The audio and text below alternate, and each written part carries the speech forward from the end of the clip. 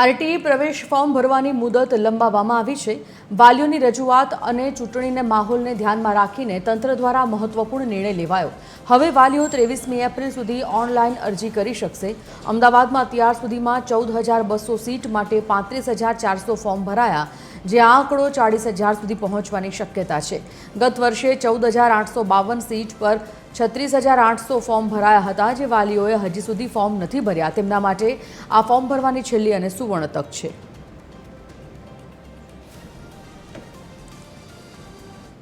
પ્રવેશ પ્રક્રિયા જે છે ઓનલાઈન થતી હોય છે, એટલે કોઈ લેભાગુ તત્વોથી આ પ્રવેશ અપાવી દેવાની ખાતરીઓથી દૂર રહેવું અને ખાસ જે ફોર્મ ભરે છે એ સાયબર કાફેમાં ભરાવે કે પોતાની રીતે ભરે, એમને કોઈ પણ પ્રકારનો ટેકનિકલ પ્રોબ્લેમ હોય તો અત્રેની કચેરીમાં અમે ઓફલાઈન હેલ્પલાઇન અહીંયા શરૂ કરેલી છે। અમારા હેલ્પમાં અમારી ટીમ બેઠેલી હોય છે, એ ટેકનિકલ કોઈ પણ પ્રશ્ન હોય તો મદદ કરે છે।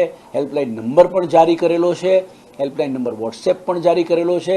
જે નંબર ઉપર પ્રશ્ન જે નંબર પરથી આવશે તો એને સામેથી કોલ કરીને માર્ગદર્શન આપવામાં આવે છે, એટલે એ પ્રકારે તમે માર્ગદર્શન પણ લઈ શકો છો।